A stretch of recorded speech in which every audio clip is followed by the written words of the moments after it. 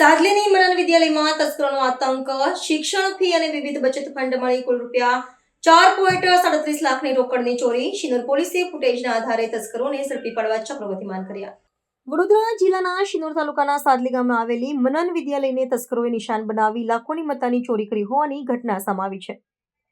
મોડી રાત્રે શાળામાં ત્રાટકેલા 3 તસ્કરોએ શાળાના વિવિધ વિભાગોમાંથી યુનિફોર્મ, પુસ્તકો, સ્ટેશનરી તેમજ વિવિધ ફંડની રોકડ રકમ ચોરીને પલાયન થઈ ગયા હતા. ચોરીની આ સમગ્ર ઘટના શાળા પરિસરમાં લગાવેલા સીસીટીવી કેમેરામાં કેદ થઈ ગઈ છે, જેમાં શાલ ઓઢીને આવેલા 3 શખ્સો ચોરી કરતા સ્પષ્ટ જણાઈ રહ્યા છે. શાળા સંચાલકોના જણાવ્યા અનુસાર તસ્કરોએ અત્યંત વ્યવસ્થિત રીતે આયોજન કરીને વિવિધ હેતુઓ માટે રાખેલી રકમ પર હાથફેરો કર્યો છે.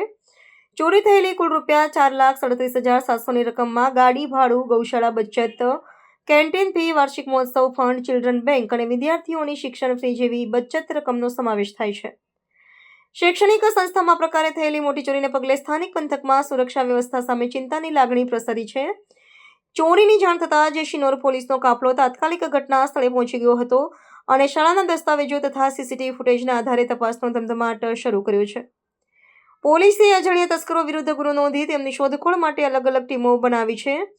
સીસીટીવીમાં દેખાતા શંકાસ્પદ શખ્સોની ઓળખ કરવા માટે આસપાસના ગ્રામીણ વિસ્તારો અને ખબરીઓ દ્વારા બાતમી મેળવવાની કાર્યવાહી પણ હાથ ધરવામાં આવી છે.